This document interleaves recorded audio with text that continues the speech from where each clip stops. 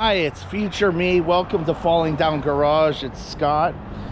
In this episode 9 that I'm introducing, I start using the Sherwin-Williams exterior wall and wood primer.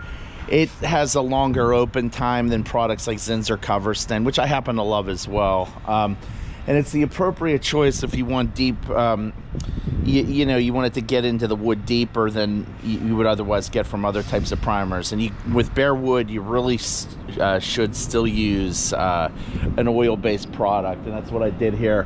So in episode 9, I start up at the top and work my way down. And I was catching some flack from people in the township about progress, and it seemed to quiet them up because it did a 180 in terms of how it was looking.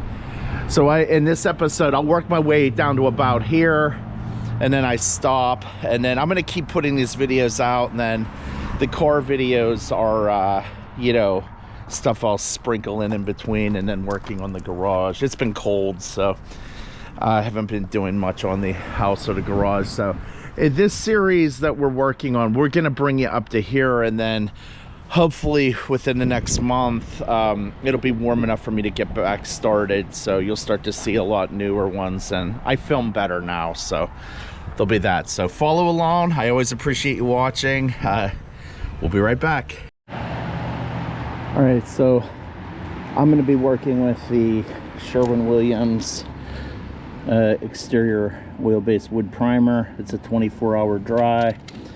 I'm going to put a whiz roller inside here and then go up with a handle. I'll probably keep a second bucket just to keep the paintbrush from taking on too much paint, but I won't have any actual paint in that cup bucket.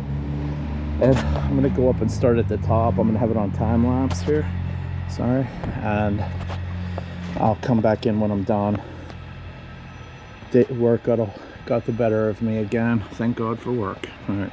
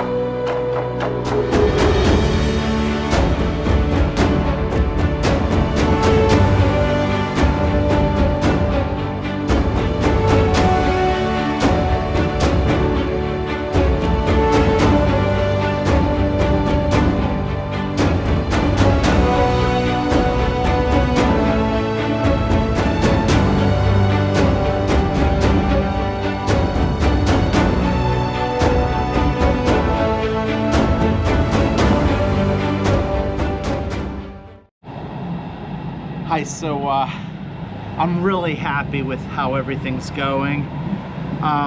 The can of primer that I'm working in has it's a year and a half old, so it's probably a little too thick. It's covering fantastically. Any of the gaps that you see, the holes, they're 40-inch slip, they're holes. But you know, I could just get away with one coat coverage with the finish, with the yellow. And that's a custom color. The previous owner had it, and it was a Sherwin-Williams custom match. And I don't know what it's from, but it's sun safe, so it doesn't have yellow or yellow or red. It has, I think it's umber, which looks like brass filings from a key cutting machine. Kind of, sort of, has like a brass look. And then, of course, gold. It's white base with gold and then a little bit of black in it. I'm almost positive that's all that's in this formula. I don't think there's any green or anything like that. So I'm going to take that out of the job. And I'm going to keep working downhill. And, oh dear, here, let me shut one of the lights off. This light tower is fantastic. I can't say enough good about it. All right, got one of the two on. So one shadow. Let me get my eyes to adjust. So I think right about here is where I'm going to have to stop, because I have swirl marks right there that I have to sand out. And then, of course, God, my eyes, I need to adjust now from looking at the light. I feel like I stared at the sun. That weathering there, I still have to buzz down. And I'm not going to hit this until I hit that. But I needed this for my morale. This was really upsetting me. I misread the weather report yesterday and thought that that I wasn't going to be able to work today. I need to learn what those icons mean, because I had a cloud and it blew. I thought that meant like something precipitation wise, but maybe it means frost. I don't know. But it was freezing this morning, and before I got out of the house to go to work, at least it got above freezing. I think it topped out at about 50 degrees Fahrenheit today. But I'm really happy. I'm really happy. And if you're wondering what kind of sundries I'm using a Whiz roller from the Whiz brand, WHIZZ. Sorry for the background noise. And a Whiz handle, so they're like 4-inch handles. The soft woven nap, it's like almost a 1/2 inch, 3/8 or 1/2 inch. They don't actually tell you what it is, but it's the most common version of a Whiz roller. They sell them in 6-packs. I'm not going to clean it because it's in oil and it's picking up a lot of debris. The soft woven part causes it to grab stuff. But my goggles fell off. Speaking of goggles, I wanted to mention that to you. When you're working overhead and you're just getting started, it really behooves you to wear eye protection, because the drips start to come out of the cover until everything kind of gets sopped into it, and then you don't have to put as much paint into the cover or on your brush to be able to apply it properly. And if you watch me, I'm two-coating, not a true two-coat, because to have a true, boy is it loud, to have a true two coats on it, you have to let the first coat dry, and I'm not doing that. But it seems like it's thick, like some of the solvent evaporated. But I'm going back, I'm chasing it after a minute or 2, 3 minutes, and I'm going back into it, and then it just, it's just completely opaque. So and when coats are still wet, they'll dry as one coat. Again, this is the 24-hour oil from Sherwin-Williams, and they still sell it as of 2023 in my state. I don't know about if it's a 50-state product or not, but there is no substitute. Zinsser cover stain, I love it, but not for this. It dries too quickly, and it just doesn't have as much cover. It doesn't hide as well. Trying to think of what else I wanted to mention. Oh, you could say, well, why aren't you caulking? I don't want to caulk the bottom of the clapboard because this isn't a modern house. There's no sheathing, therefore there's no Tyvek, the wrap. So since this house is going to breathe whether I want it to or not, the moisture has to have a place to get out. So I'm not going to caulk the bottom of the clapboard, and that's very important that you listen to me with that if you have an old house. I want it to be able to breathe. Now, I don't want to see those brown spots, of course, so I'm going to work as much paint up, but I kind of want to dry brush it in, so to speak. I don't want it to be sopping with you know, primer or paint. I just want to hide, you know, the bare wood. And also, I have to go back up. I'm going to paint, as I'm going to be pitching backwards, to use an analogy, which means doing things out of order. I'm going to go back on the house with not galvanized, stainless fasteners, like deck screws, and I'm going to suck it down in places. I can't use the old nail holes because the old cut nails, they're fat and they're not grabbing the wood anymore, but it'll suck a lot of it back down. That gap over there, I may cheat and put something in it. That one above the window, about like 6 or 7 courses of siding above it, that is because the siding drooped, and I don't think I'm going to readily be able to disconnect all the nails without splitting the board to suck it back up. So, you know, there's compromises, and there's a few areas where there's splits on the face of the wood, and, you know, for reasons of you know, historical accuracy and price and time, I don't really want to you know, fill it too much, but I might, after the first coat of finish, I'm going to put a second coat on eventually, but I got to take the eaves, not the eaves, the soffit and fascia. I've got to deal with that, and I'll invariably get drips of white on the yellow, so I'm probably going to do that after I do my garage. And then I'll go back around the house and put one final coat on everything and make any last minute revisions, flashing, any upgrades, maybe put more shutters on the house. I'll do that, and there'll be a second coat of this finish, and that'll be it for my lifetime. Then I'll leave it to the next generation to do anything after that, but at least they won't have to take this down to bare wood. Sorry, this is quite a monologue. I'm very excited about this, though. But it's really important to me that this house looks authentic as much as possible. I mean, yeah, you have a 200 amp service, you have a, you know, high efficiency intake exhaust there, you know, things of modernity. I'm going to be making compromises for those windows. Those muntins are kind of they're not glazed. These are individual pieces of glass, but they're actually tempered, I think, like your automobile. So I don't know. It's only so much a feller can do. You can see it's pitch dark outside. All right. I think I'm gonna get back to work.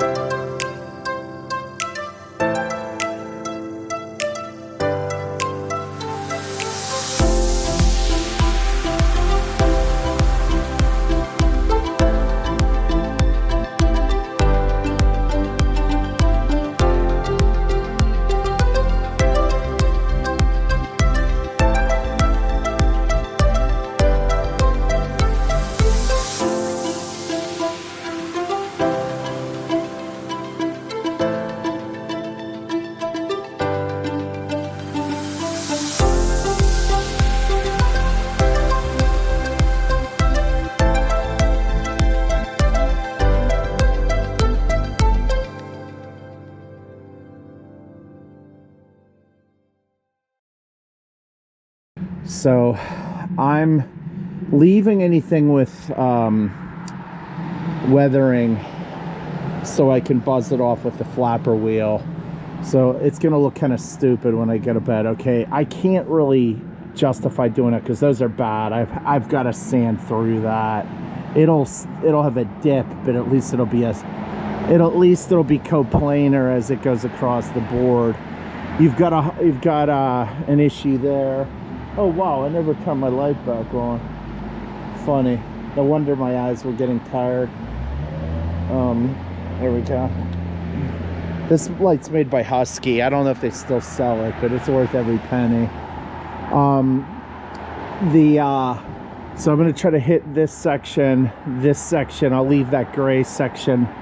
That phone line that's right under the windowsill there, I've got to take that off. It's cut. It used to go up into the attic and feed the second floor rear of the house. You know, cell phones are the way to go nowadays.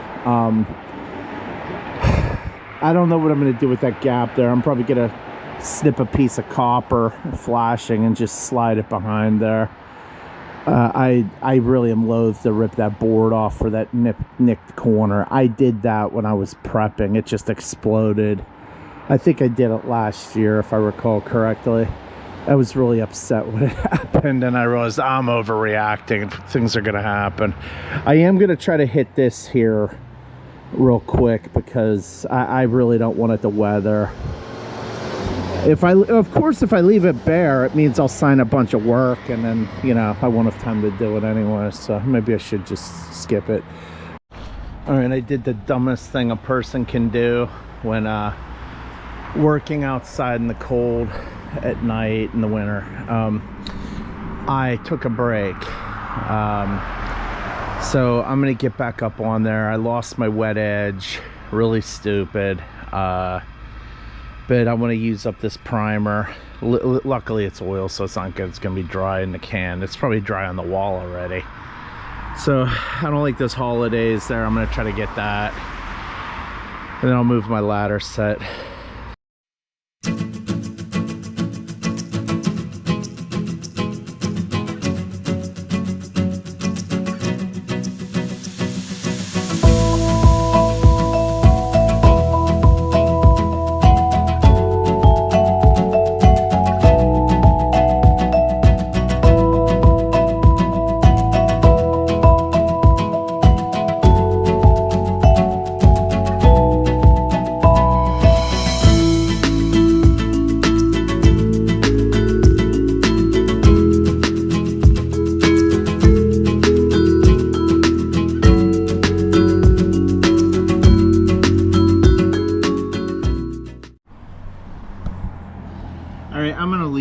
Section there by the window. It's like 11 o'clock at night. I don't like being that guy. So normally in these videos when I'm doing prep, it's not actually that late out because it's just, you know, the middle of winter and the days are short, but right now it's legitimately late. I use these scrubs in a bucket. I think I got them from an auto parts store. They're good for cleaning up oil paint residue, which is sneaking past the gloves somehow, probably from me taking them on and off. And I use it when I'm working on my vehicles too. I'm not paid by them. I've never released a video, so I'm not paid by anybody but my day job. But these are pretty decent. They have a little bit of a abrasiveness to them, but I can't put my finger on it, but they work pretty well. Just don't leave them in your car where they get hot in the summer because the liquid will start to dry out. I'm painting right now, or I was a minute ago. It's dew point. The ground's completely wet. It's too warm to be freezing, but I think that's why the paint feels really draggy. And I'm just not enjoying it. So I left what's that, 3x4?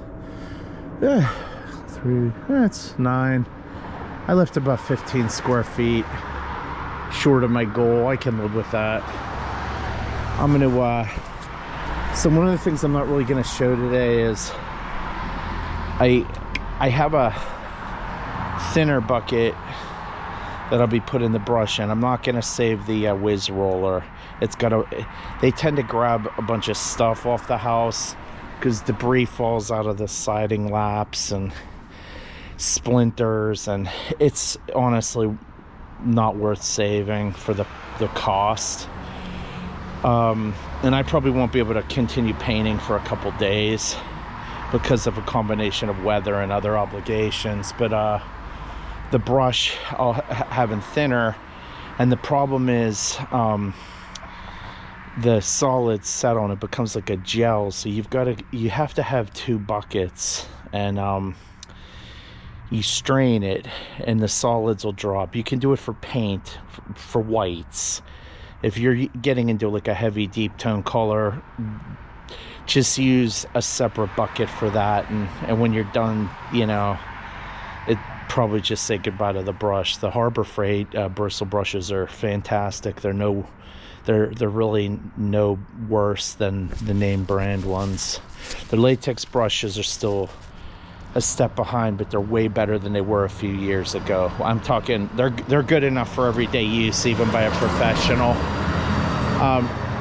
But you know, pro painters tend to get snobbish about their latex brushes, and understandable. So they want to use Worcester or Purdy. That's what everyone uses, unless it's like a Sherwin, I think, still has house brands. But the yeah, so this is finally starting to come along.